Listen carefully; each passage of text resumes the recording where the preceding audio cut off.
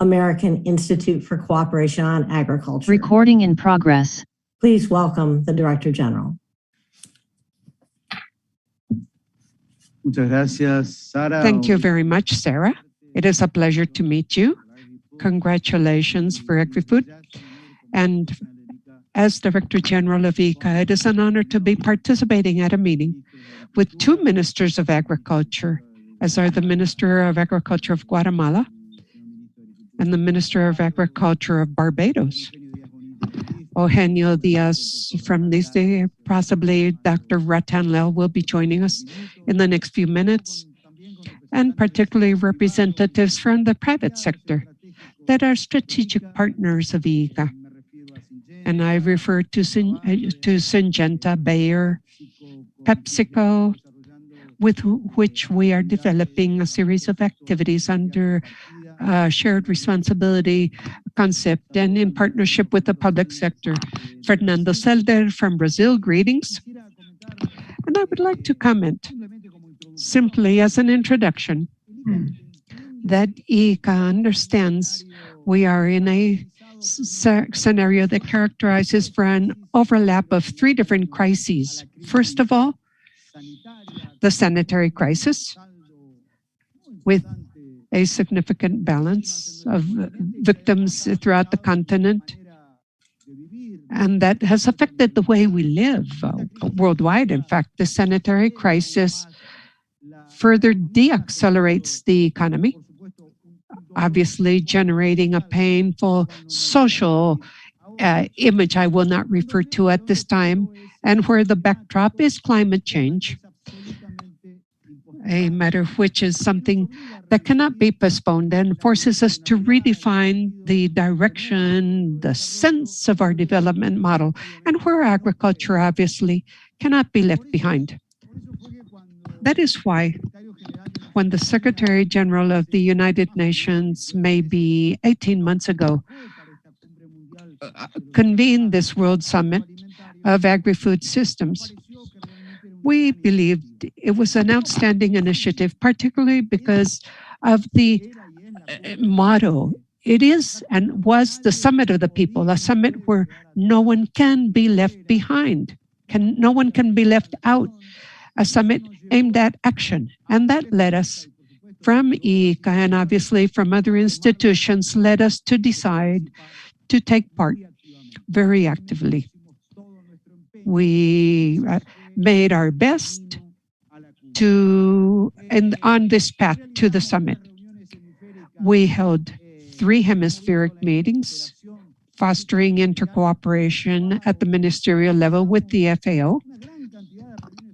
We held a series of sub-regional and multinational meetings at a political level, all events convened by the Secretariat of the Summit, independent dialogues to advance in our technical positioning. And in the last 3 months prior to the summit, with funding from the USDA, we tried to create a space of convergence so that the entire continent, recognizing the heterogeneous reality of our agriculture, could express a common view, a shared view. And the truth is, I am very proud, and Sarah was mentioning this, of this set of 16 messages that beyond the tremendous differences among member nations, were expressing the desire of a common position. And precisely that is why we believe it was a very good effort, and we must make sure we keep this torch alive. In the 16 messages that I will not bore you with the details of, we highlight basically that agri-food systems in our continent are not failed systems. These can be perfected. They can be improved. We must feel very proud of the transformations that have taken place, and at the same time, we must recall the need to elaborate on some changes. The second message is that agricultural producers are the link, the central link of these agri-food systems. Here we want to highlight that Within the multiple actors and stakeholders, agricultural producers are vital to give life and dynamics to rural areas. And for that reason, we insist on defending the central nature of these actors. The third driver is the need to have differentiated strategies, but that cover all family growers, youth, women, groups of peasants, respecting that general principle of the Secretary General that we must leave no one behind, we must leave no one out. The fourth principle is trade. Trade is fundamental. Trade is the driver of food security, and this is something on the road to the summit, especially at the beginning, that had been somewhat weak, and we at IICA worked on ensuring this was a central element. The fifth element is science. Here, I would like to say that at the pre-summit, this subject matter had the necessary strength, and we need to defend it.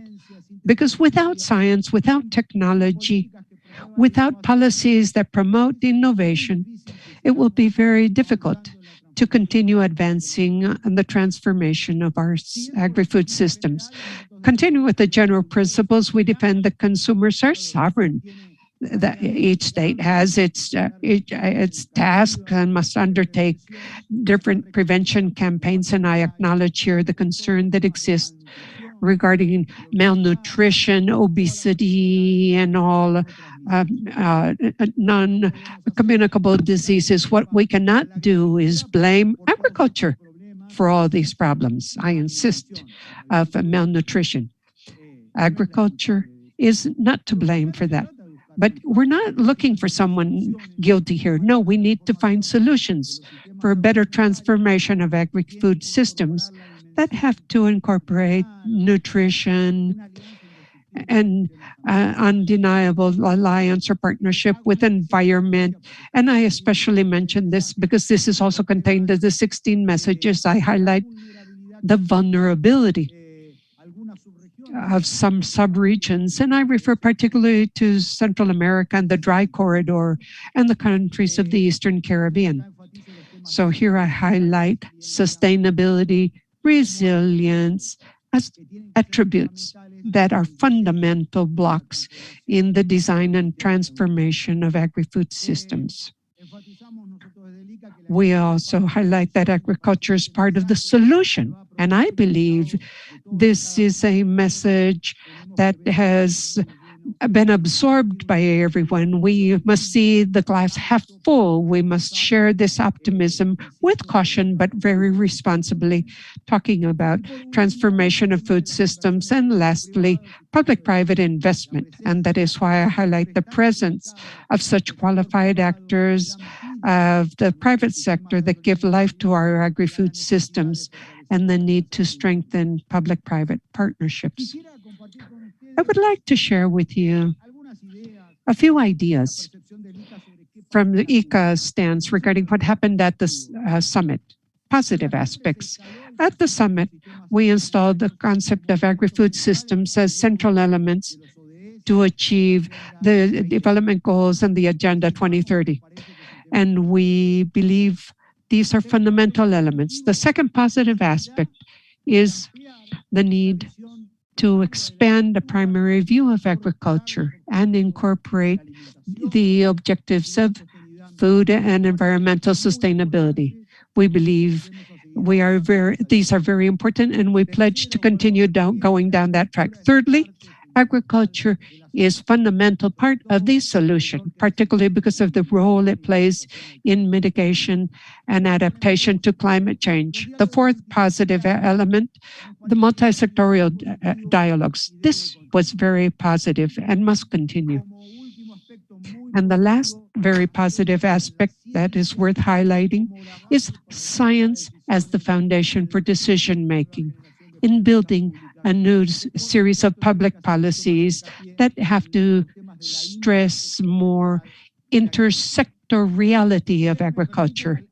the intersectorial nature of agriculture, and some shortfalls yet of the summit, if you allow me. I believe there was very little recognition to the economic and social contribution of agriculture. And here I would like to highlight this. The other matter is that large importance is given to consumer demand. Well, this has to be an equation where, aside from thinking of consumers, we must think of the well-being of growers and producers. There are no healthy nutritional food if there are no healthy rural areas, prosperous rural areas. These two extremes of the equation need each other mutually. The third aspect that I already highlighted is that I believe there's an erroneous connection between agricultural production and poor food and obesity. It is impossible to ask agriculture to solve all those problems. Evidently, this is something, though, that must concern us all. And I will end with, in my opinion, our two significant shortfalls of the summit. Very little clarity in the way in which to implement the commitments, coalition solutions to change, financial promises. Of course, we are willing to continue working. But between those responsibilities arisen from the summit and how we will all act there, I believe there are some gaps that we need to fill in. And particularly with the IICA as an organism of a regional nature, but that helps the whole world, we would like more clarity as to how we will act as regional organizations to build and implement these solutions that the world needs in elaborating on these models of agri-food systems that are ever more sustainable, more resilient, and where we can bring in nutrition aside from giving a human face to this, which is ever so important. For IICA, it is fundamental to go from consensus to action in all these 16 messages to build true platforms. So our continent, where we see 1 out of every 3 tons that are traded in the world, we have we have the need to ensure environmental sustainability. So I am very pleased to have Dr. Ratan Lal with us, an outstanding partner of IICA in the Living Soils program. And we can not stop total degradation of soils, but we have programs in digital inclusion, and we are building an observatory of policies where public-private partnerships are so important. We want to develop human resources. I do not want to bore you with all IICA's programs, but we are willing and committed to identify the pending matters to strengthen agri-food systems and contribute the solutions that are within the hands of our continent. So once again, we would like to consolidate the protagonism of the Americas. This is fundamental. The New York Summit was very important, but there are other events that include the Americas. This is a fundamental platform in the search for new opportunities to build agri-food systems that are ever more sustainable. So thank you very much. I hope I have met my time limit. Sarah, the floor goes back to you. Thank you. Well, thank you, Director General Otero. And I also appreciate the fact that you have brought up a key point about sustainability, and that is that it's wonderful to have a focus on environmental sustainability, but unless we also have economic sustainability as part of that three-legged stool, we're not going to be able to accomplish any of these goals, because we want people, especially our farmers and ranchers, to be able to stay in business with these agri-food systems. So as I mentioned, we have a lot of very distinguished speakers here, and so we're going to turn it over next to Jose Angel Lopez Camposeco, who is the Minister of Agriculture for Livestock and Food in Guatemala. Minister, the floor is yours. Gracias. Thank you very much. Good afternoon, everyone. It is a pleasure to share this day with you. First of all, warm greetings to the Director General of the Inter-American Institute for Cooperation on Agriculture, Mr. Manuel Otero, distinguished ministers and secretaries of agriculture of the region that honor us with your presence, representatives of the private sector and academia, that have joined us with this at this outstanding event, and the public at large that is so interested in this important matter, not just for the forum itself, but important for humanity, because addressing the attention of this subject matter during the recent summit leads us to think deeply. And I would like to echo the words of the Director General in the sense that we need to address this subject matter as a whole, recognizing not only what has already discussed, but I also share the importance, the social and economic importance of agriculture that needs to be highlighted further. And I believe this is an effort that is up to us to work on.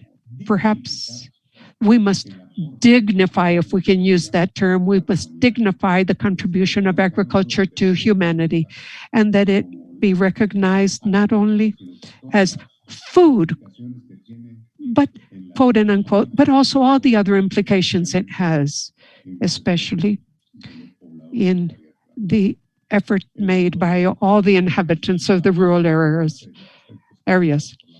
The world is just starting to recover from the effects of the pandemic, and as part of the general lessons of this sanitary emergency, we even saw a backtrack in the production of food products. And this is needs to be corrected. In Guatemala, our growers are recovering their trust, and according to some indicators, they have come back to the levels pre-pandemic, thanks to agriculture. So this, plus the United Nations Initiative for Agri-food Systems, basically offer us an opportunity to improve and transform in a sustainable manner in benefit of our growers and consumers. The national dialogues and regional dialogues, as well as the World Food Systems Summit held last September, represent a window so that agri-food producers can be at the center of all these systems, that they be fundamental in all of this. So in this sense, I would like to thank IICA for opening up this opportunity to discuss and assess the progress made and the next steps to take. Our country has held 3 national dialogues in which 484 government actors, international organizations, private sector, indigenous organizations, and academia took part, among others. And as part of these dialogues, 3 matters were considered priority, one of which is access to and production and consumption of healthy food. Second, food and nutrition education. And third, improve social protection in order to strengthen the agri-food systems.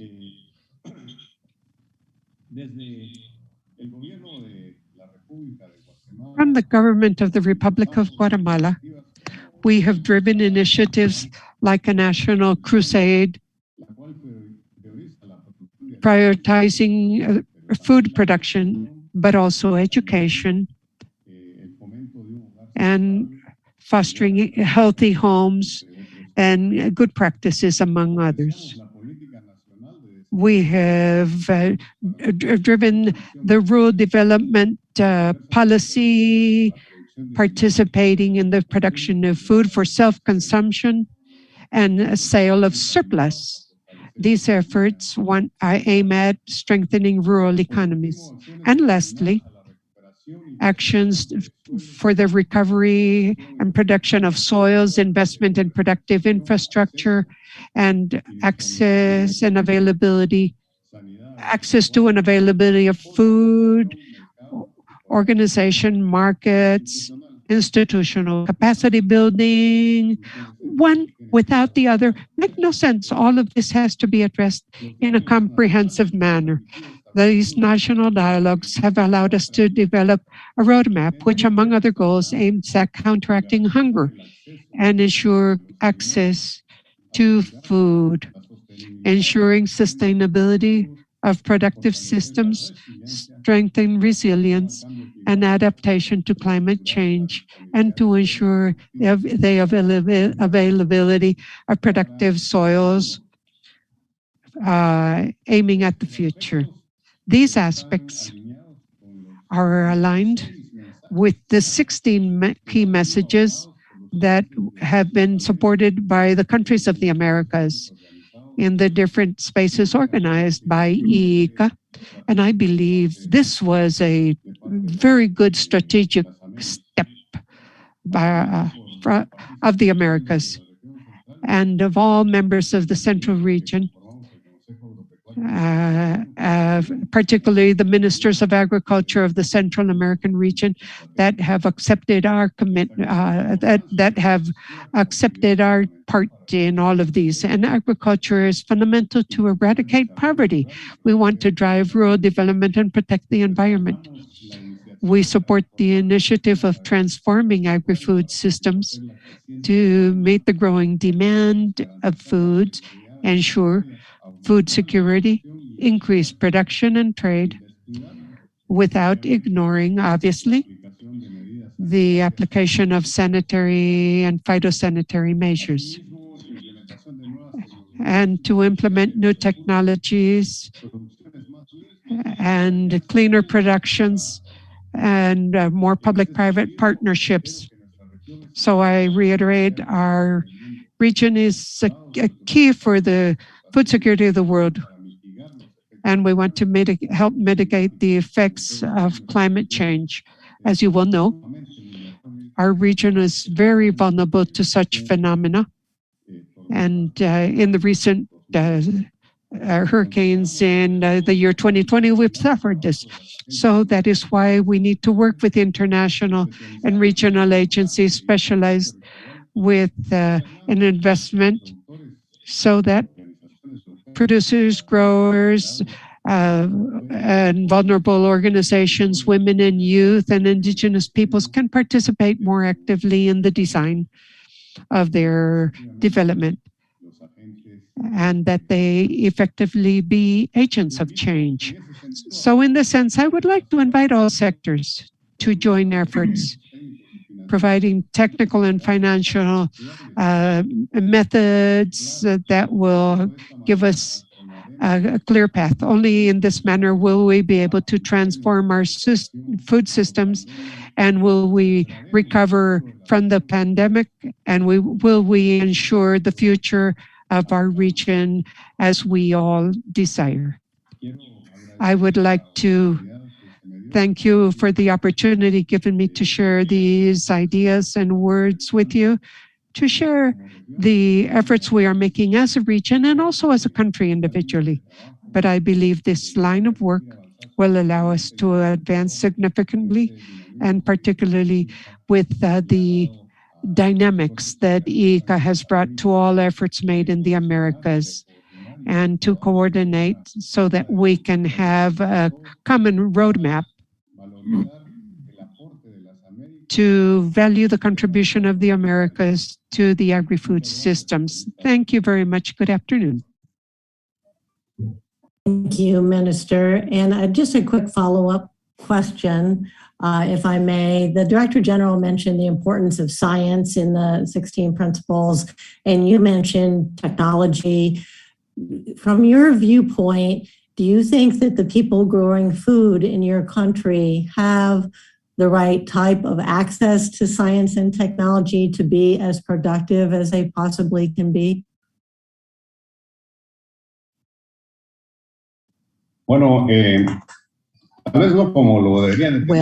not as it should be, but we do have a strategy for them to have access to science and technology. I have to tell you that in Guatemala, we have the Agricultural Science and Technology Institute, which is, and we have a very, very good cooperation relationship with IICA. And one of the key tasks of this institute is to promote the biofortification of varieties of the basic diet of the Guatemalan people, which is based on rice and beans. And this year, we were able to release a number of varieties that are biofortified with a greater amount of protein in beans and corn, and particularly zinc. And this we are making available to people. And not only that, we are also inviting people to get to know about the importance of this process and about the other practices. We are also trying to foster, and this is something we have planned for the future, that, for example, the vulnerability of our country is very high, and that has led to a deterioration of the soil. And so we are undertaking some cooperation efforts in terms of soil restoration, because we cannot talk about conservation anymore. And this is something that we're doing via the support that we're getting with regards to research to see what systems would adapt better in Guatemala.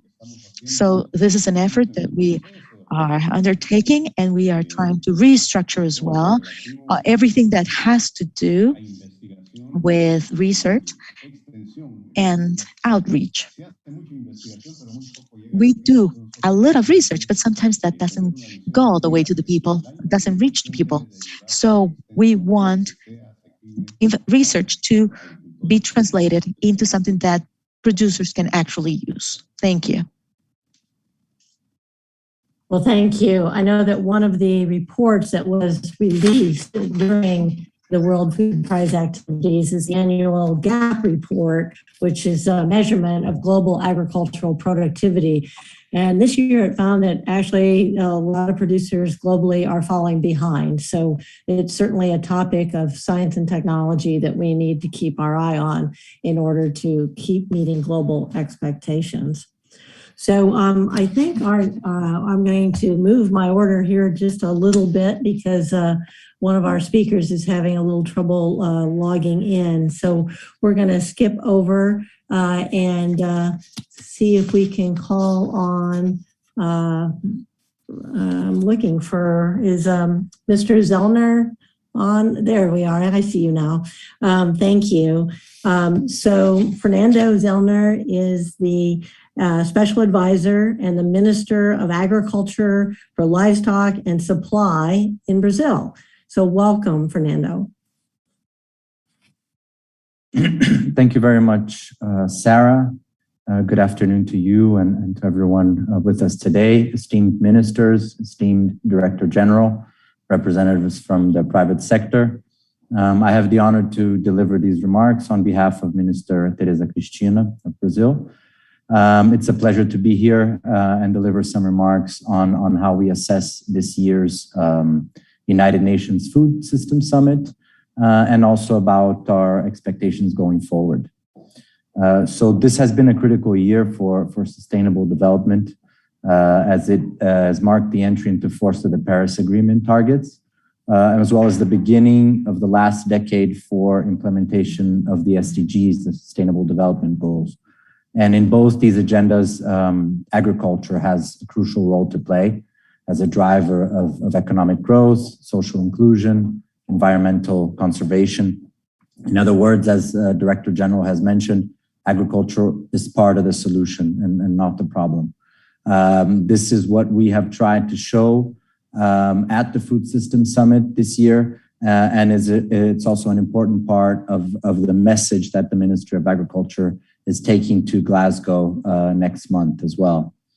Regarding the summit specifically, our assessment is that the outcome was quite positive, especially in the face of what our initial concerns were relating, let's say, to prescriptive views of sustainability and let's say restrictive interpretations of where agriculture should evolve to.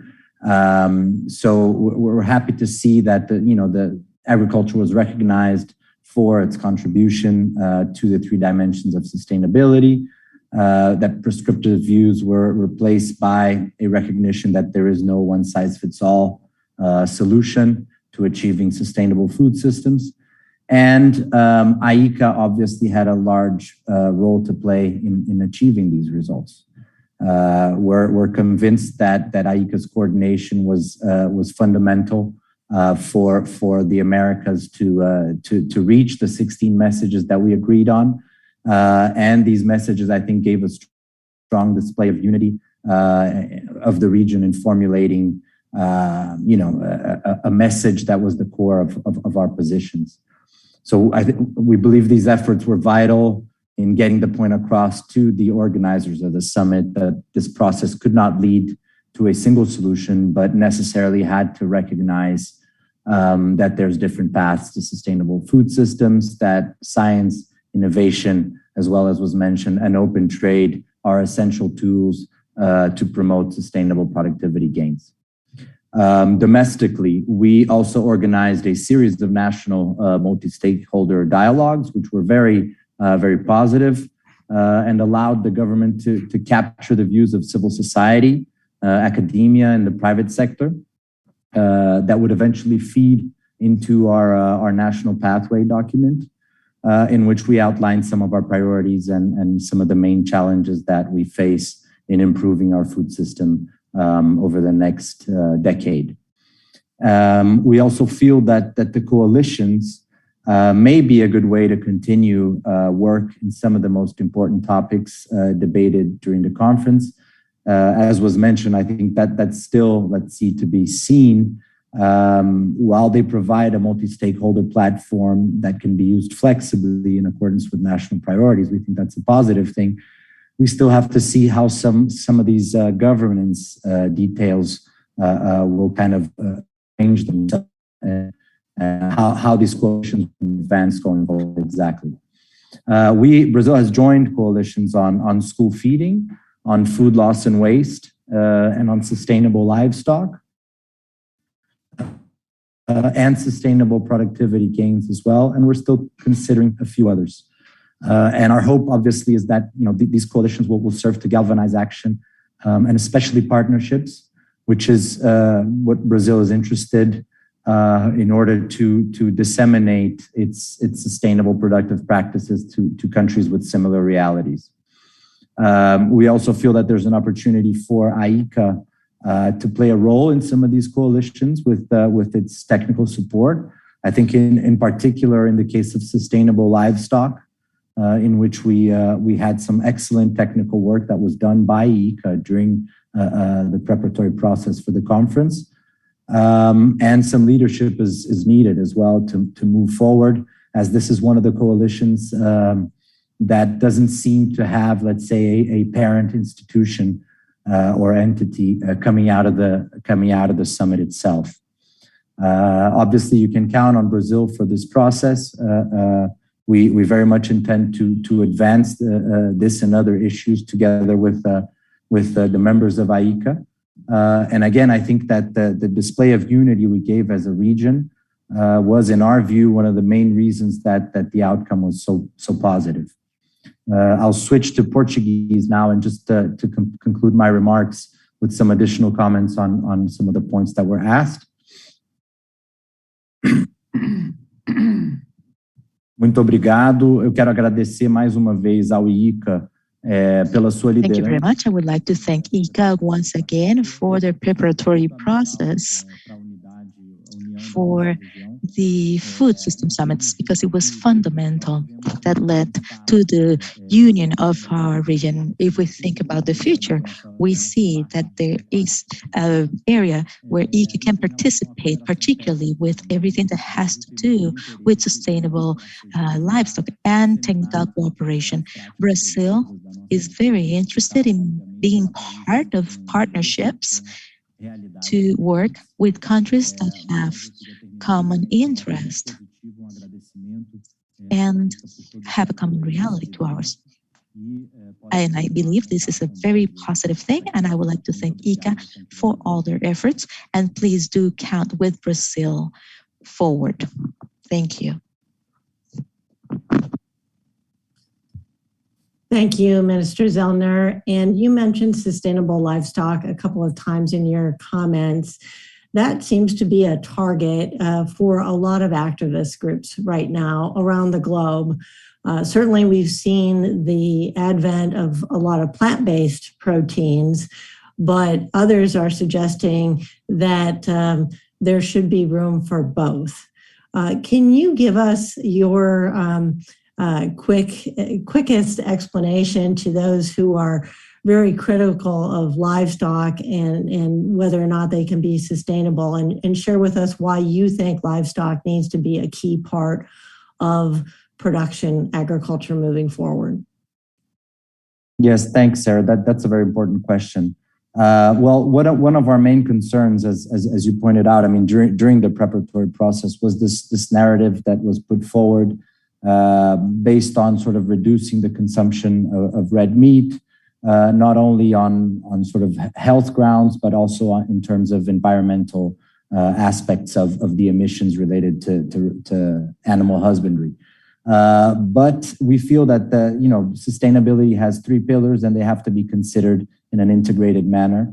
And what we tried to put forward throughout the process was that the sort of economic and social aspects of livestock and of livestock breeding cannot be understated and cannot be left aside, especially for our region. So livestock not only provides food security and nutrition, but also provides social inclusion, provides jobs, economic growth, and it's a considerable industry in many of our countries. So just to give a parallel, we're talking a lot about the emissions that are coming out of motor vehicles, of cars, but no one is talking about eliminating cars. We're talking about how to make cars more sustainable, electrifying cars, and so on. So the conversation with livestock should follow a similar pattern. What can we do to make livestock more sustainable? And we have technologies that accomplish this. We have integrated systems. We have a number of technologies that can contribute to making livestock sustainable, and that's how under that lens that we believe that livestock and animal husbandry have to be seen going forward, especially for their importance in terms of economic and social aspects for our populations. Thank you. Well, thank you, Minister Zellner. Next, we're going to turn to Natasha Santos, who is a Vice President and Global Head for Stakeholder Affairs and Strategy at Bayer. Please welcome Natasha. Thank you. Thank you very much. What a pleasure to be here today. It's really great to be in this event with Your Excellencies, government representatives, the World Food Prize laureates, Dr. Lau, important partners such as Manuel Otero, and organizations like IICA and private sector colleagues. It's really great that we are here, part of this important event that address challenges related to hunger, food security, and nutrition. 2021, as was mentioned by some of the panelists before me, has been the year of sustainable agriculture dialogue, collaboration, and action. So many of those commented here today a momentum to build collective action around the emerging areas of priorities for sustainable food system was created with the UN Food System Summit efforts, as mentioned here already, and I believe Latin America had a very strong position and a very strong and focused way to showcase the future of our agriculture and how sustainability can continue to be achieved and developed in Latin America. Together with partners, Bayer as well has made progress in important areas such as soil health, carbon sequestration, and digital transformation, some of the topics that were mentioned here today. For example, partnerships that we are very proud of, the Living Soils for the Americas that was founded by Dr. Ratan Lal with IICA, that focus on spreading, validating, and ensuring long-term adoption of farming practices that foster soil health to support carbon sequestration and increase food security and agricultural resilience. Resilience so important in the Americas. Another example of collaboration, the Lowering Emissions and Accelerating Forest Finance Coalition it is a public-private initiative that was launched at the White House Leaders Summit on climate during this year's Earth Day. It's a coalition that has the aim to raise global climate ambition by providing results-based finance. Finance is so important to countries in a way that support their preservation and climate goals. Another topic which is very, very important if we think about sustainability, if we think about transparency, if we think about evidence-based measurements and goals, is digital solutions for small-scale farmers. We partner to develop digital solutions for smallholder farmers around the world, and we are advancing projects in the Americas as well. It is a very important step to expand access to tailored solutions and digital farming to smallholders so they can continue to develop their farming potential.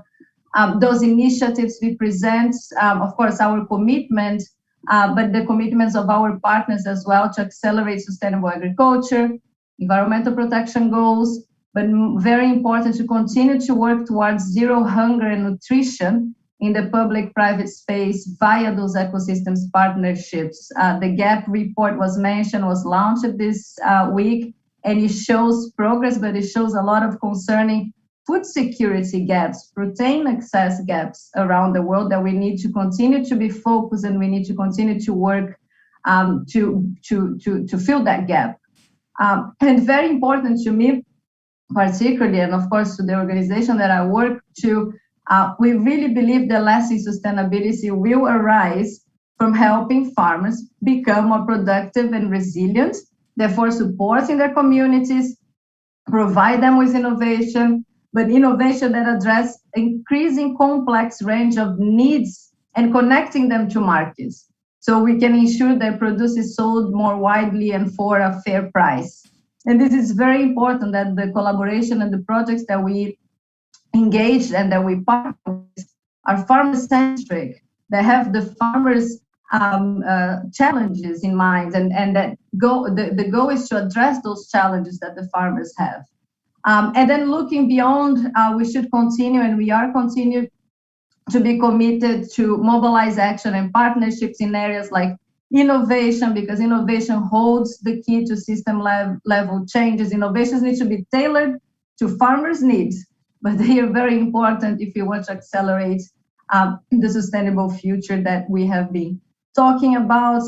We need a positive approach to encourage those scientific advancements that accelerate the sustainable transition, but more important, produce science-based targets that keep us on track towards the meaningful and consistent goals that address trade-offs, collaboration, transparency, and trust. And this is a great platform to talk about that. Those are crucial as we endeavor to make a difference at the highest possible level. Those regular benchmarking meetings and insight sharing sessions keep us all on the same pace as we journey towards sustainability. And we should all become more focused as we are on solutions, incentives, and positive outcomes. We need to keep our overarching goals in mind, which is a just, inclusive agricultural system that contributes to the environment more than takes away, but is fair and inclusive, and works for its most essential participants, which are the farmers. So there is no reason why agriculture workers alone should bear the risk of tackling climate change, for example, or protecting biodiversity. We need to unlock those innovative new finance methods. We need to create the needed incentives that farmers need, so we can release that wave of public and private investment that de-risk that transition, that de-risk the choices that they need to make. And the whole, of course, the role of private sector must be emphasized. We must have our bold commitments. We must continue to show that we are walking the talk. But of course, the successful deployment of those private sector solutions and the speed of those deployment depends, of course, on government action to ensure that policy enabling environment are provided in national plans and international process, particularly avoiding non-tariff barriers and challenges on trades, on international trades, and access to markets for farmers around the world. So the more we demonstrate the positive impact that we can have together, the more we show that sustainable agriculture is profitable agriculture, which is very important, and the more we normalize financing and incentive for nature positive food production, the faster we can get to the future that we are all working towards and that we all want. So thank you very much. It's always a pleasure. Really, really happy to be here. Very honored to be with so amazing panelists. So thank you very much. Well, thank you very much, Natasha. And one of the things you emphasized quite a bit in your comments was making sure that this can get down to the grower level and that they can be involved in whatever changes need to be made. Could you comment a little bit about how your company is doing outreach to growers to involve them in these kinds of transformations that are needing to occur? Yes, of course, many of them in partnership with IICA, for example, but our focus is addressing what are the gaps, what are the challenges, what are the pain points that farmers have to put practices in place to change or to continue to have practices in place that will contribute to the sustainable outcomes that we are looking at. So capacity building, sharing information, the idea of ecosystem partnerships, because we do have our innovation, we do develop in our R&D solutions that are tailored to farmers and to their needs, but we alone cannot bring all the solutions that farmers need. And then I mentioned a lot of finance, I mentioned a lot about other technologies that they can have. So thinking about building ecosystems that will provide to farmers access to that technology, but as well the trainings on how to use it, capacity building, and understanding what they need to do to access the markets, to have their produce sold fairly and widely. Those are the type of initiatives that we engage in, for example, with Bay Gap in IICA, for example, the partnership on living soils that I mentioned. So those are the type of actions that we have to make sure that farmers have access, but they understand they can use the innovation to the best of their needs, agronomic needs, economic needs, and sustainability needs, and we create the demand for that produce in a way that they are rewarded and incentivized to continue to use. So that's the thinking, Sarah. Thank you for the question. Well, thank you for the answer. And before I introduce our next speaker, I want to issue a clarification because I have apparently given a promotion to Mr. Zellner, and I'm sure he will be a very, very good minister at some point in his career. But for now, he is the special advisor to the minister, Minister Teresa Cristina, a special advisor. So I apologize for that error in the title.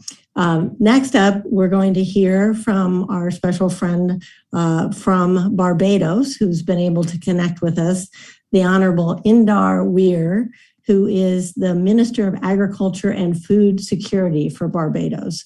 Welcome, Mr. Weir. Thank you, Madam Chair, Director General, colleague ministers across the Caribbean and Latin America, distinguished members of the private sector, distinguished participants, ladies and gentlemen. I greet you from Barbados, where the sun is shining and the beaches are very, very, very calm. So golden sands, beautiful beaches. And of course, we're now trying to get agriculture going the way it's supposed to be. I wish to thank you at the outset for allowing me to participate in this session. Barbados and within CARICOM, we have been working around the clock to make sure we can reach food security, given the fact that many, if not all, of the economies within CARICOM have committed to SDG 2, which is zero hunger by 2030.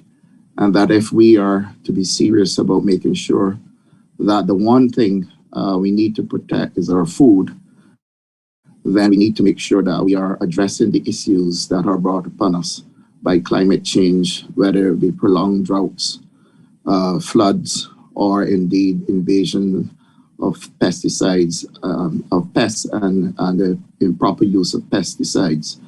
And this, to my mind, creates a complexity that within agriculture we need to deconstruct and to be able to pull together that which means the most to us at this point in time.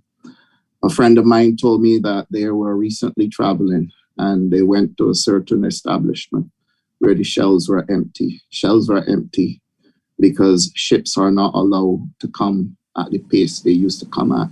Truckers are not able to move the way they're accustomed moving, and there are already shortages. If we were to look at that, and that is only a microcosm of a reality that we face. Well, if we were to look at that on a macro scale, the first thing we will want to address is how do we treat to the issue of food security and make sure that the one thing we can do, if nothing else, is to be able to provide food. That question confronts us today more than it ever had in the past, because our hardcore reality is that this pandemic will not leave us in a hurry. And variant after variant may come upon us. We have to find systems now to be able to address what we are grappling with COVID-19. I dare say to you that now is the time to step back and say, what are our micro fundamentals and how does this shape our macro responsibility? Those two we need to look at and look at carefully.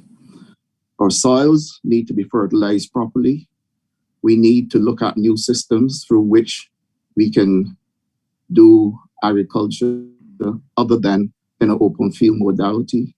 We have to embrace technology to make sure that we can get scale, but equally, we can get frequency and consistency in supply within shorter time frames. We have to innovate. We have to make sure that we look at the barriers to trade within Latin America and the Caribbean. And I dare say that we cannot have a South-South conversation unless we start to look seriously at the issues that are confronting us in trade. Those things, my friends, are real and they are going to confront us for as long as we are addressing these issues if we don't prioritize. Look at the things we can fix now and fix them. In Barbados, we have a tremendous amount of young people who are unemployed. Through my ministry, we established the Farmers Empowerment and Enfranchisement Drive, which is acronym FEED and deliberately so. And what we have determined is that we are going to train people to understand business, train people to understand the science of agriculture, train people to understand soils, train people to understand technology, and train people to become business people in agriculture. But that is only a foundation upon which we can build, because after having produced, we still have to move to the next level, given the fact that agricultural produce is highly perishable. So if you're going to address the perishability, then we also need to look at how we can go to agro-processing in a meaningful way, but equally in a healthy way. And so we have to look at how we can extract the sodium levels in preserving, but equally give people a chance to be able to go the full value chain by way of agro-processing, be it in poultry, be it in the pork industry, any part of the livestock industry, be it in apiculture, be it in crop production. I believe that these are the times that we are challenged to make a difference. And if we are going to make that difference, I strongly believe that our collaboration with IICA, our international partners, and equally all of our stakeholders in agriculture have a role to play, with government being the facilitator. And that way, we can then provide the resources to get people into agriculture, but at the same time make it sustainable whilst we grapple with the issues of climate change, provision of water for water scarce countries like Barbados, and also investment in our human capital by way of provision of training and financial support. So those, my views, colleagues, are what I am prepared to put forward. And I wish that I have met your expectations and at the same time made a contribution to this very important conversation we're having. I thank you. Thank you, Minister Weir. And if you could, you've laid out a lot of very interesting initiatives in your country, as well as the challenges to a better agri-food system. I'm wondering, as you prioritize those, if you could put one or two at the very top of your needs in order to have a sustainable agri-food system in your country. Is it the human capital? Is it money? Is it technology? What is at the top of your list of needs? Well, I mean, anytime you throw in money, money will always be the first thing, because without money, you can't do anything. But I would think that Barbados being a water scarce country, if we're going to make this sustainable, we need to be able to provide farmers with a continuous supply of water. We have attempted to do so by the establishment of water dams through water harvesting from stormwater with when we have extreme rainfalls. But that in itself will not only make it sustainable. So we need investment in the provision of water for our farmers in Barbados, and then technology as well to drive a new type of agriculture to give us scale and quicker harvests. Thank you very much for that. I appreciate your contributions and your comments. Next, we're going to hear from Arturo Duran, who is the Senior Director for Agro in Latin America for PepsiCo. Mr. Duran. I'm sorry, Madam Chair. I am in Cabinet of Barbados at this point in time. I took a break to come and join this conversation, but I have to go back to Cabinet, and if you would please excuse me, I would be more than happy. And I just want to, again, offer my congratulations to Director General and to all of you on the team. I wish you very well. Absolutely. Thank you for taking time out of your busy schedule to join us. Thank you. All right, now we'll go back and hear from Mr. Duran for his comments. Perfecto, muchas gracias. Thank you very much. Perfect. Good afternoon. It is an honor to be here with you. Thank you for the invitation. Now it is my turn on the industry side to give our perspective. Something that is happening, the major challenge of agriculture overall, is how to ensure production and supply of raw materials for all markets, and particularly for the industry that so badly needs it. How to do this? Despite the effects of climate change that we have talked about?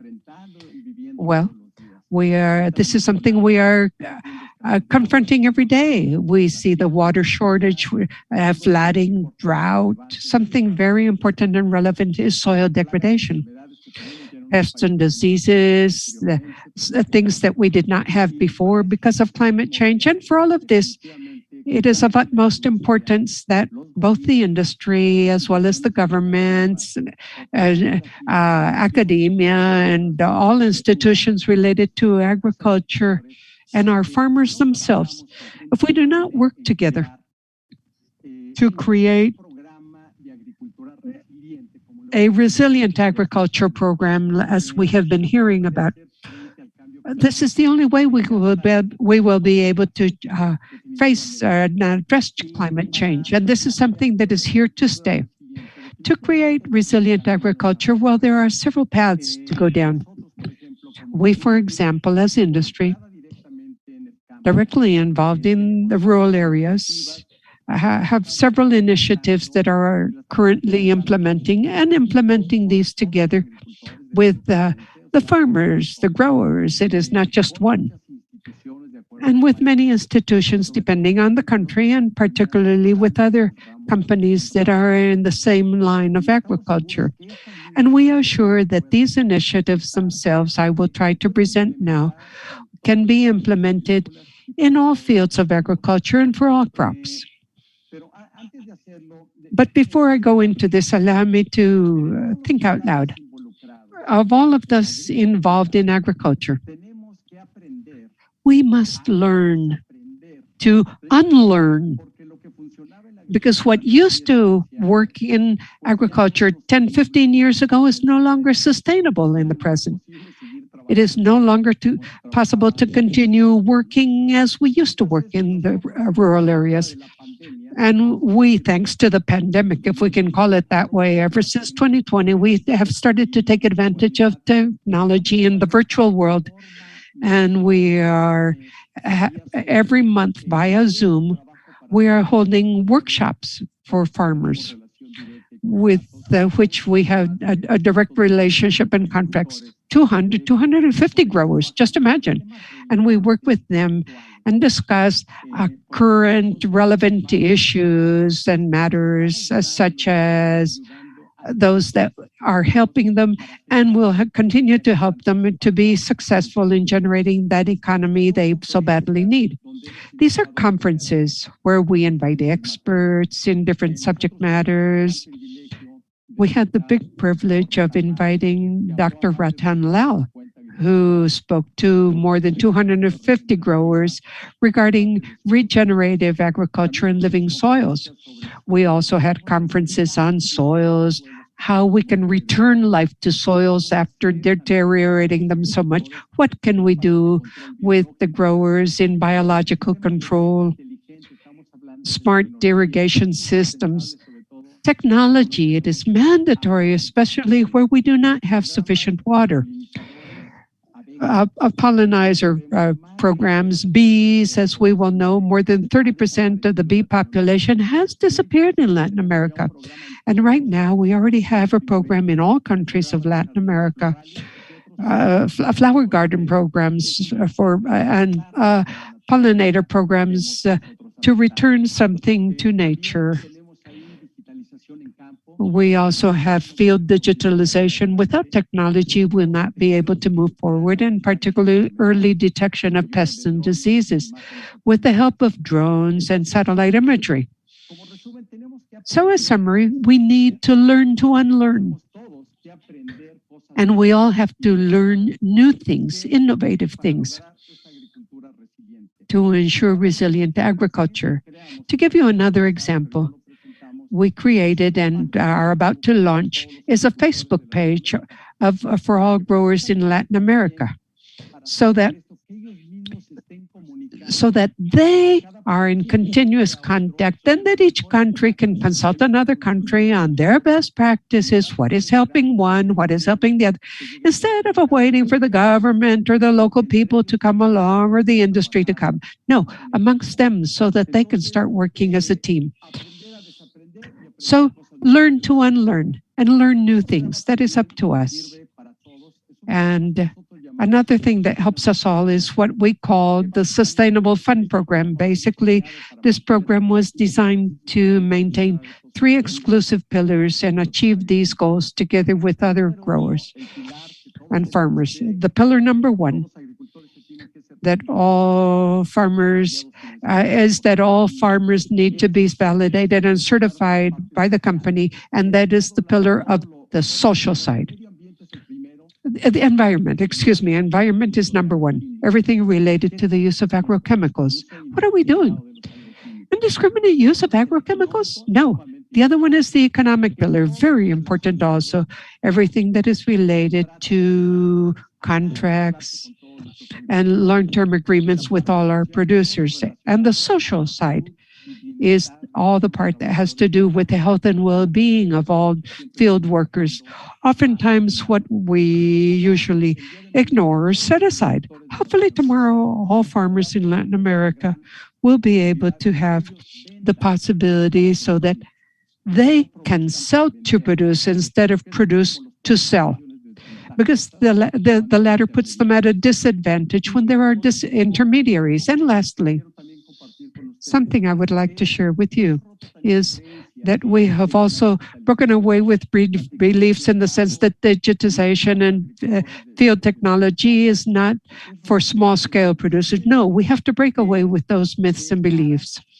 It is costly, but it is also very profitable. So the objective of this DemoFab is to implement digital technology, precision agriculture, nutritional agriculture, and technology so that we can show that this technology will lead to productivity. And we are already seeing that to date, in fact.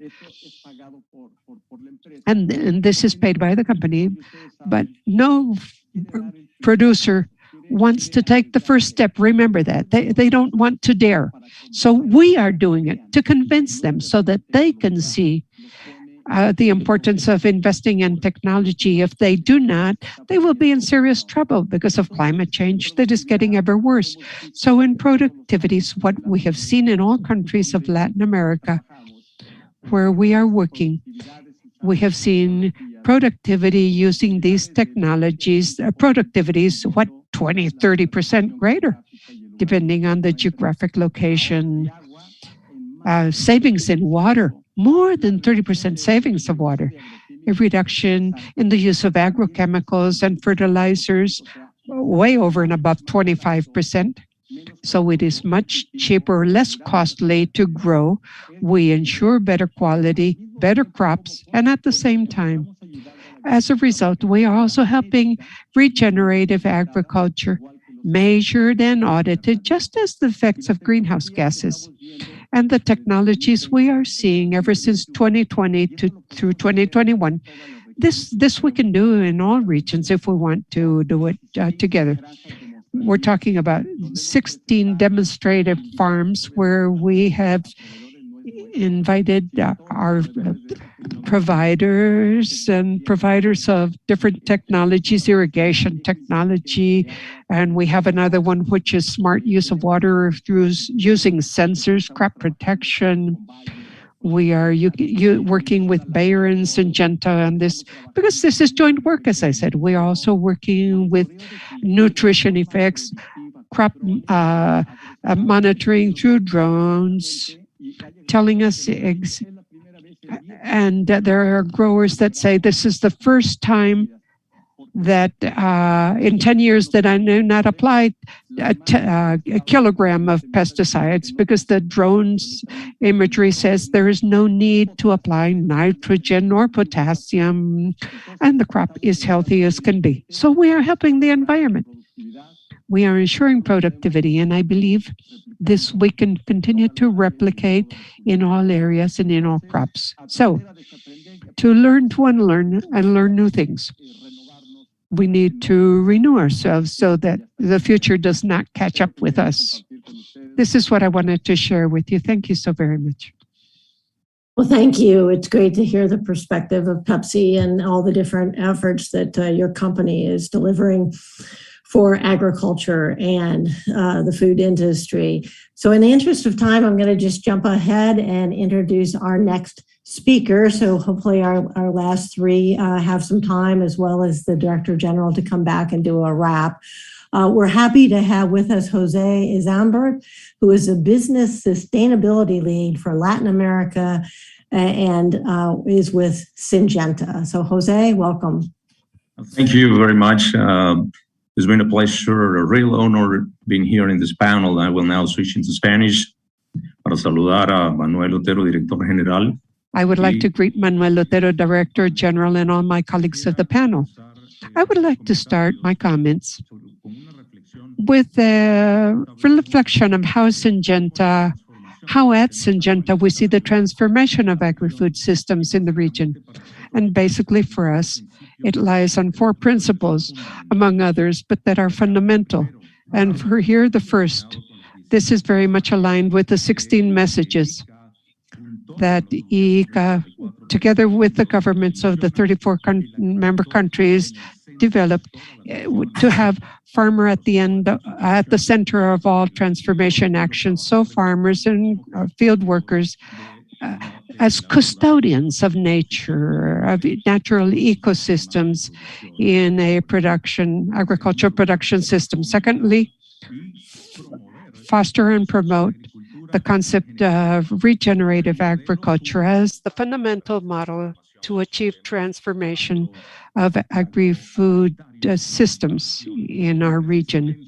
And precisely in that concept of regenerative agriculture, I must highlight the wonderful initiative headed by Dr. Ratan Lel and the colleagues of IICA on soils of the Americas, where we have decided to contribute our resources, our views, and our drive so that this concept can be adopted as a true model that will bring a good part of the solution to the transformation of agri-food systems. And I hope that very soon we will be raising more awareness within this coalition with regards to that wonderful initiative of living soils of the Americas. Another element for these transformation processes of agri-food systems, which we believe to be very important, is to take into consideration a fair, equitable payment system for producers for the adoption of these ecosystemic systems, which we've been mentioning during this forum and that we've been mentioning in this project of Living Soils of the Americas. That is going to be key to be able to motivate those who take care of the natural ecosystems, that is, farmers and those who work in the land, to feel motivated throughout the consumer chain all the way down to the consumer. Final consumer. And then this has to do with innovation and agricultural technology at the service of farmers. It doesn't matter if we're talking about agro-industrial farmers, medium-sized farmers, or small farmers. This, as in research and development company that is constantly developing innovation and technologies to face challenges for food in the world, need to have the support and the cooperation of different sectors, such as the academic sector and scientific sector, but also the governments play a key role to play in the regulation of these technologies. But they need to be regulated for them to be more accessible, for them to shorten the time for them to get to the market in the shortest time possible. And this does not mean to sacrifice research standards or quality standards, but we do face with the urgency that we have at this point in agri-food systems, and particularly when we are still undergoing a pandemic period, we need to shorten those periods and have the access to innovation and technology more accessible and during a shorter time to farmers. And within this topic of technology in the field, as a company, Syngenta launches commitment to sustainability under the logo or motto Wood First Plan, where we would rescue soils that were truly degraded, and we did other things, and we obtained very interesting outcomes. But I think the best outcome was the learning process for our organization. For all 48,000 collaborators that make up Syngenta Group, this learning process that we can actually make a contribution towards the transformation of agri-food systems on the one hand, but also the transformation or the generation of sustainable and regenerative agriculture. And in the second phase that we announced last year, of food growth plan, we have two main pillars. We have acceleration of innovation, thinking on producers and nature.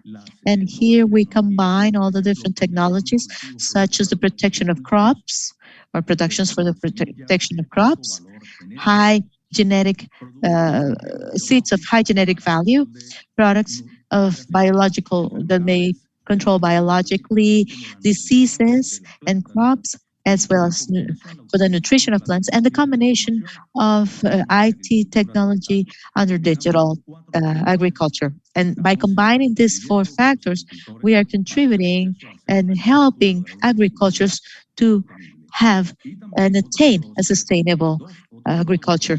And the other two commitments that we have in this at this stage has to do with having a carbon neutral agriculture. And this was what motivated highly to accept IICA's invitation and Dr. Rattan Lal's invitation to be part of or be one of the sponsors of this initiative that we will be working on very soon with these multi-stakeholder scenarios. And another commitment that we have in our plan is to generate alliances for impact. And in this sense, we have been working together with different players.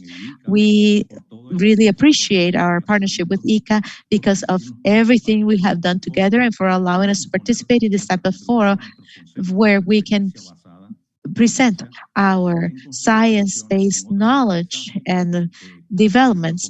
And then we can also work with other companies, like, for example, with PepsiCo, but we're working with them with the farmers with them, and with other institutions, research and agricultural extension plans. And in this sense, I just want to mention a few examples how Syngenta can collaborate and contribute towards this transformation process of the agri-food systems. One example is a project in Brazil called Reverte that, in partnership with the NGO, the Nature Conservancy, we are pretty much restoring soils that were pretty much degraded, that were used as pastures, and now through a regeneration program, these soils are now being reverted so that they are more productive and healthy. We have a similar example in Argentina under the concept of the Terra Bio program, where producers and farmers in the province of El Chaco are using the tools that enable coexistence of sustainability and environmental respect together with the production of some essential things for Argentina's economy. Another program that has a very high impact for the concept of agricultural sustainability and regenerative agriculture is some that we have in Mexico, Chile, and Colombia. So through a pollinizer operation, we are building reservoirs so that the anthropods and pollinizers in the fauna can actually reproduce themselves and feed themselves, and in this way generate the ecosystemic systems within the agricultural systems of producers. And these are projects and programs that are undergoing in real scenarios, in real places with the producers of the places I mentioned. And another project that I think is wonderful and that helps us work together and in partnership, in public-private partnerships, is EcoAgua, EcoWater, which is a project in Colombia where vulnerable communities have built a network to reforest the basins of important water reservoirs that also assist different production areas in these areas of the country. So these are just a few examples of how Syngenta's technology contributes to attain that transformation of agri-food systems based on a principle of regenerative agriculture. Paid attention on one of example. I'm really pleased also to share today, which is a project named Living Grow. Living Grow is a networking of research institutions and universities from all over the world who are sharing different protocols for enhancing biodiversity with in very own components. Each of the components of the biodiversity have been tested from the scientific and methodological standpoint so that we can then share with the growers in real life protocols for them to make proper use of the biodiversity components so that they can practice and put into execution practical models of regenerative agriculture. This project, Living Grow, is now being implemented in Germany. It's been implemented in Spain, but in our Latin American subcontinent, Argentina is present, Chile is also doing, and also in Mexico, in partnership with different universities and the research institutions, we are, as I said, testing from a scientific methodology all of those components that make the biodiversity lives and in order to get a real soil health on their agricultural conditions for these countries. So we, as Syngenta said, will be pleased to share more information on it. I would like to finally come to an end of my presentation by reminding one of the messages that Dr. Ratan Lal shared with the agriculture and agribusiness community from the countries from Central America and the Caribbean. Dr. Lal said, private organizations from one side, institutes for cooperations or organisms of cooperations, and scientific organizations like the Ohio State University have a fundamental role to play in transforming the way we do agriculture so that we can bring the population with nutritious and quality and safe food for the future. So that based on that invitation, I would like to remark Dr. Lal, Manuel Otero, and ministers of agriculture from the different countries in Latin America. Here is Syngenta with very willing to support you and to help with you in this public-private partnership to make a transformation of the agri-food systems in a more sustainable and regenerative way.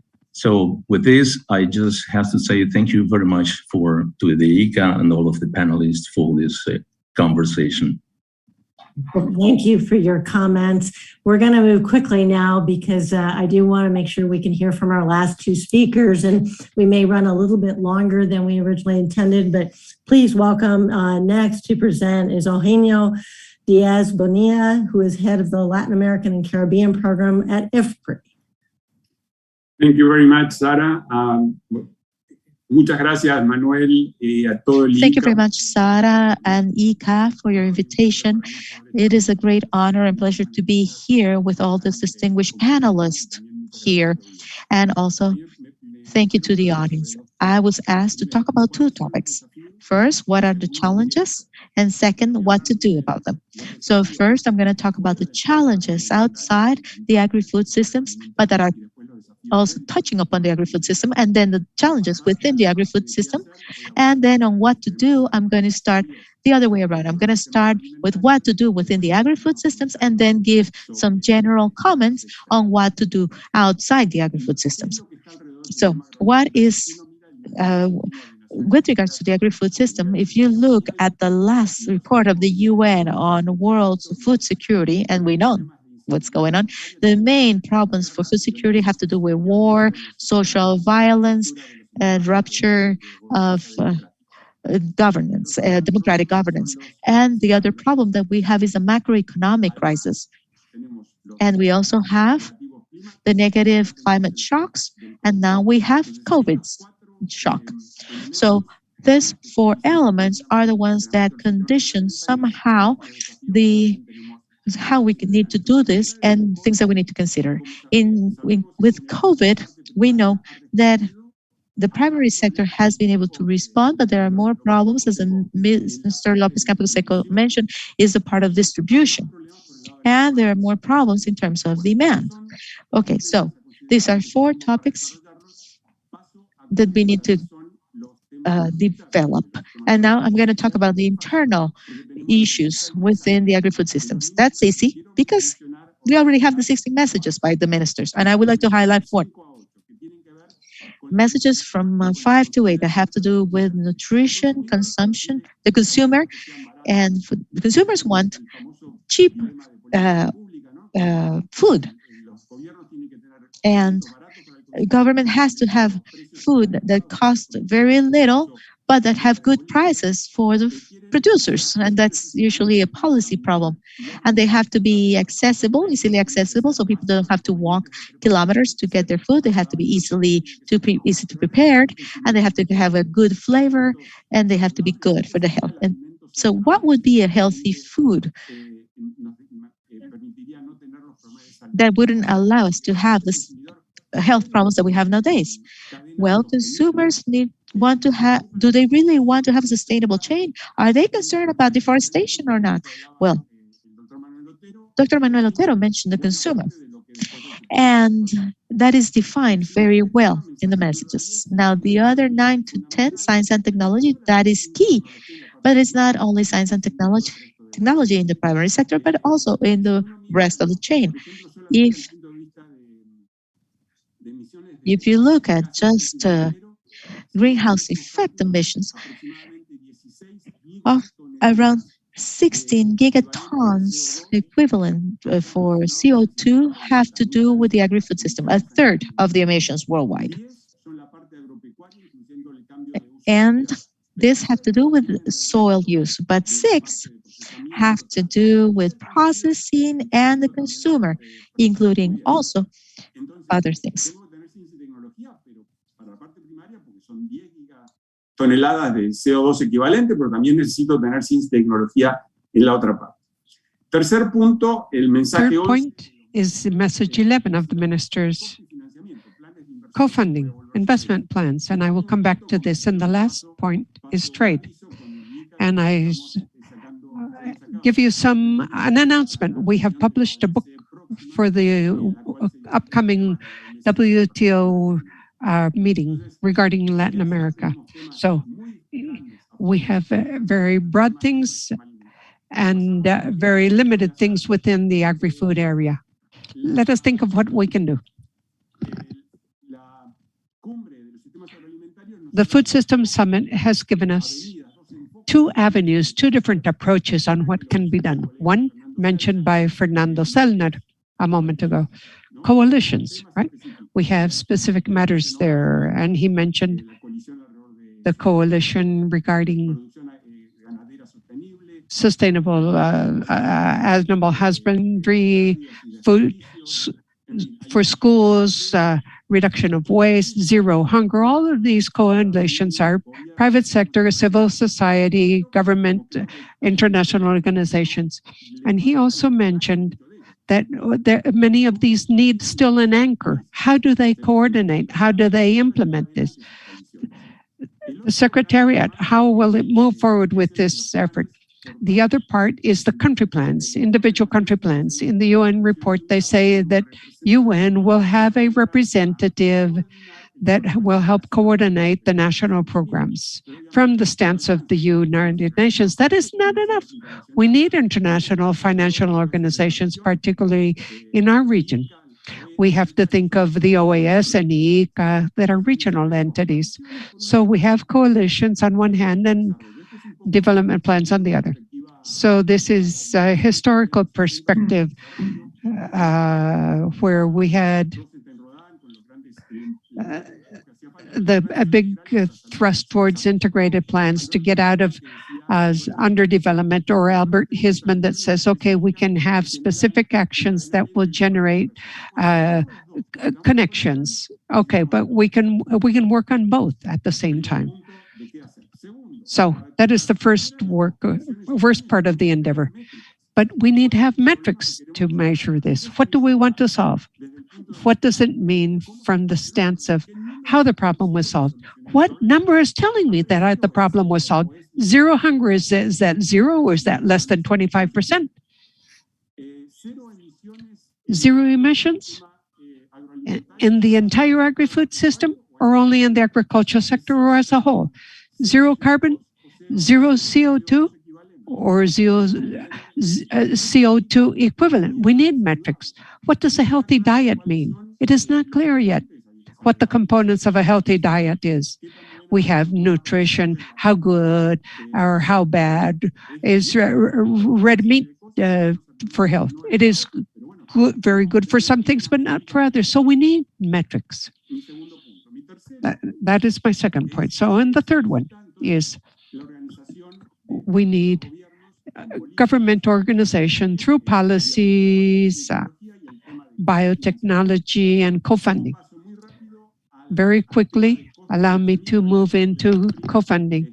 And in the case of McBree, we have many publications showing the 6 main flows of fund that we have to work on. First, focused on the consumer. We're talking about $10 trillion in expense in food worldwide. If that is of people eating away from home, excuse me, so we have to re-guide that. And those $8 or $10 trillion are part of the productive chain. So after that, we see 4 external flows that we have to address. Public development funds, multilateral, bilateral, private sector, and then the banking system and capital markets. I do not have time to cover the suggestion of how to regulate each one of these, but in general, the principle is the same. We must see that what is being poorly spent in matters that are not sustainable or that affect health. So we have to ensure we stop investing on that, and that will release funds for good things. And we can use public funds to help eliminate risk from the private sector and improve liquidity to help upscale these investments. And with this, I end going to the financial side, which I believe is the main part, and how to get out of COVID. At this time, the IMF is discussing what to do in this area. Basically, they are thinking of have been talking about a currency where they tell Europe, United States, and Europe and others print currency. Most of that currency will go to developed countries, not developing countries. So the IMF director made 2 comments. First, these special rights should be used appropriately by each country. And secondly, the developing countries that have special rights also, well, this is a frequency they are receiving, and they could re-guide it towards countries that really need it to get out of the pandemic. So they are discussing this resilience fund and sustainability, resilience and sustainability fund, but it is very limited. I wrote an article for a scientific group at the Food System Summit, and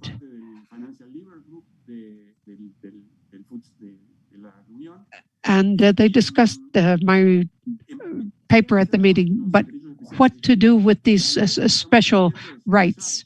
We are suggesting to use a insurance fund to receive bonds to recover from the pandemic in our country. The discussion has been so far with the distribution amongst poorer countries, but we have to think of the middle rent countries, which are most of Latin America. So we have some proposals on this. And with this, I end. The idea, I believe, would be that aside from the COP intervening, the big subject of the meeting for the Americas, in the meeting of the Americas that will take place in May 2022, is that we have to go to that meeting as with a country plan in favor of the whole region, agreed to with the United States and Canada, and obviously the rest of Latin America and the Caribbean, where we can add all these elements, not only to get out of the pandemic with the vaccines, what will happen with the debt, et cetera, but specific elements such as the best use of the special award rights and coordination mechanisms within the region, involving not only the UN systems, which are so important, but also financial entities and regional organizations, as could be the OAS and the IICA. And I end with that. Thank you. Thank you very much for those ideas and all the recommendations. Our last speaker before we wrap with the Director General is a man who probably needs no introduction to anybody in this group, as well as those who are watching virtually. Dr. Ratan Lal is a distinguished professor of soil science and the director of the Center for Carbon Management and Sequestration at The Ohio State University, and also the winner of the 2020, one of the winners of the 2020 World Food Prize. Dr. Lal. Sarah, thank you so much. I want to, first of all, congratulate Dr. Manuel Otero, Director General, for such an excellent webinar on a very important topic. I have been very pleased to hear many excellent presentations, including that of the Secretary of Agriculture of Barbados.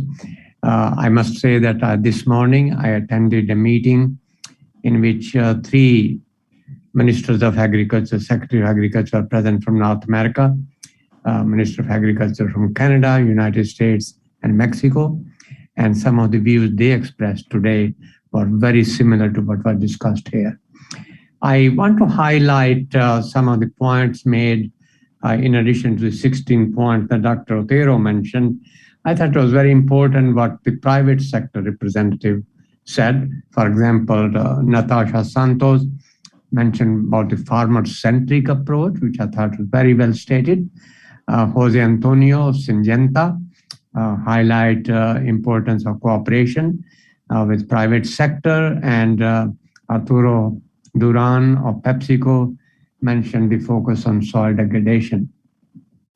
Very, very important point that have been highlighted. And all of these really indicated an important concept of sustainability. And sustainability, which has been explained today very well, if I may summarize, has 5 different components: environmental sustainability, agronomic sustainability, economic sustainability, social and human dimension sustainability, and of course, the institutional sustainability. And all those 5 pillars of sustainability have a very important component to achieve, and that is prudent governance, the policy. And this is where IICA can play a very pivotal role and has been playing a very pivotal role. And one part which I think I should highlight came out of, it emerged strictly from within the UN Food System Summit discussion, and IICA was very well represented by 2 of its scientists, especially Kelly Witkowski, who took a very active role in formulating coalition for action on soil health. I'm very pleased to report, as of this morning, 111 member countries, many of them from Latin America and the Caribbean region, have endorsed very strongly that coalition. And IICA's role in that coalition can be very pivotal, especially with regard to the following 6 points that I took note of those, in addition to sustainability that I just mentioned. Number 1, as a catalyst in promoting the adoption of best management practices throughout Latin America and the Caribbean countries under the Living Soil program, and hopefully expand those promotion of best management practices to other regions such as Africa and South Asia and elsewhere. The number 2 role, which I think is very critical, is the One Health concept. Secretary General of the United Nations mentioned the importance of human-animal health, obviously very critical in view of the COVID, but I think holistic concept of One Health is much broader. And that means health of soil, plants, animal, people, environment, and the planetary processes is one and indivisible. That means the healthy soil is really the basis of healthy planetary processes. And that's a part of the very central goal of the Living Soil program. The third part, which I think is IICA can play a very pivotal role through Living Soil, is promoting through its member countries, 34 of them, the soil protection policy at national level, regional level, and continental level. A soil protection policy which comes out of the Action Track 3 discussions. Also somebody from Brazil, João Campari, who took part in development of that. And the idea is protection, management, and restoration, especially of soil health. And that is a third part, which I think will be very important. The fourth part I would like to emphasize is the human resource development. And the human resource development is the education. And I think the education in environment, soil health, agricultural practices must begin right from the primary school, even from the kindergarten, so that the young children know exactly where the food comes from and what the environment is. Environment part, the three components, soil, air, and water. That teaching should begin right from the beginning, very early age, and IICA can certainly play a very important part. And the fifth part, it has been mentioned by many, that zero emission agriculture or emission neutral agriculture, and somebody even questioned what it means. I would like to say yes. To begin with, we must aim at zero emission agriculture and emission neutral agriculture, hopefully by 2030 and soon thereafter. But eventually, it has to be negative emission agriculture. Zero is not just enough. Why I say it's not enough? Let us say that we spend 1 metric ton of carbon in implementing best management practices, fertilizer, irrigation, tillage, pest management, etc. The zero emission means that we only sequester 1 ton per hectare of carbon. That is a good point, very good one, welcome, but not enough. We must go beyond that. A production agriculture in Latin America, whether it's Brazil, Argentina, Chile, Paraguay, Mexico, they have been leader in promoting conservation agriculture, which can produce as much as 10, 12 metric ton of biomass and grains. And even if 1/5 of that is sequestered, that's quite a lot more than just zero. So eventually our goal is negative emission farming, where agriculture is actually a sink to mitigate climate change. And the last point I really want to mention is a very, very strong cooperation between private sector and between academic institution and the policymaker to translate science into action. And IICA, being a regional organization, international member of 34 countries, can play a very pivotal role in bringing about that partnership. And today we heard excellent comment from many representatives of Bayer, of Syngenta, PepsiCo, and others. And I think these are some of the examples that IICA can implement UN Food System Summit recommendation through its leadership, visionary leadership, I should say, of Dr. Manuel Otero. Thank you so much. Thank you, Dr. Lal. And I think you've given me one of the top quotes of the day, too, in terms of moving beyond zero. That's a challenge in itself to have as part of our discussion. And certainly we've covered an awful lot of territory today, ranging from all of the different challenges that are ahead of us as we move to more sustainable production of food and fiber and fuel, as well as a lot of the actions that are being taken, a lot of the innovation that's being developed, and a lot of the very good collaboration that is taking place. So now I'd like to welcome the Director General of IICA back to make a few closing comments. Bueno, muchas gracias, Sara. Voy a ser muy breve y sobre Thank you todo very much, Sarah. I'm going to be very brief, particularly because we have had so very excellent comments and input and contributions that I don't want to affect my position as Director General, because really everything that has been said so far has covered different angles from the private sector, from the academia, from the organizations such as IFPRI.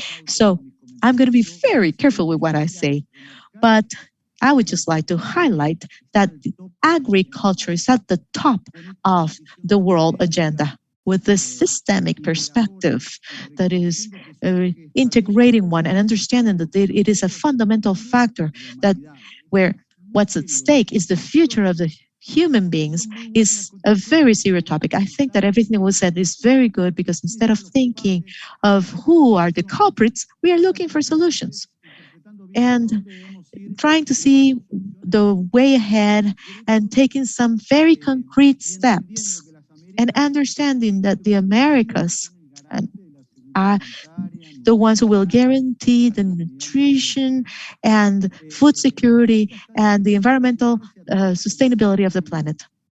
IICA is willing to be part of all the different coalitions and to be very pragmatic in terms of the solutions for change.